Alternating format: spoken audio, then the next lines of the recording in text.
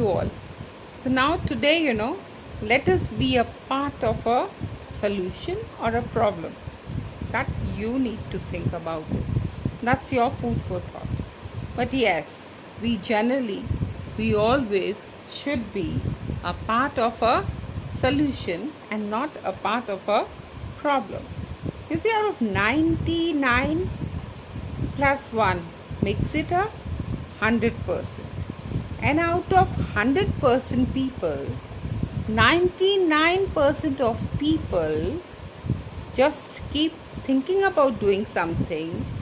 They get into doing something, but they don't do it completely. They don't do it fully. May it be a workout, may it be learning something, may it be doing anything. But that very 1% who stick to what they want to do, and they really do it, and they do it wholeheartedly with all the zest, zeal, and enthusiasm. And these are the 1% who make a mark in their life, who make a radical difference in their life. And this difference makes them sail through anything and everything.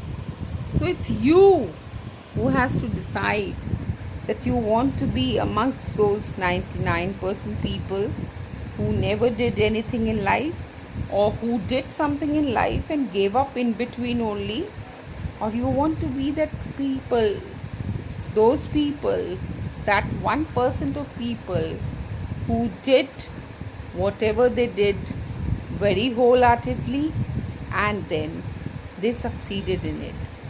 You see, we should not be scared of failures, because failures are small impediments in our lives which are there, but they make us more stronger. They write our success story. Failures write our success story, because failures make us grow more stronger and do things and reach our goals, our aspirations, and reach the ladder of our success story. So think about yourself, in which way you want to do things.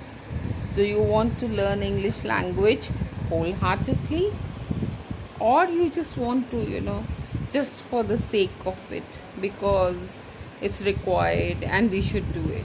If you have that kind of attitude, okay, it's required and we should do it, yes, that is also positive, but it should be a wholehearted attempt. It should be a effort which should make a difference in you as a person and build your personality.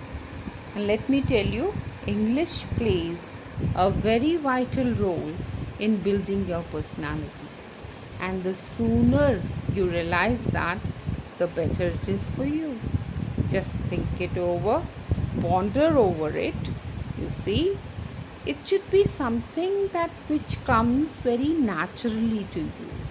It should be something happening.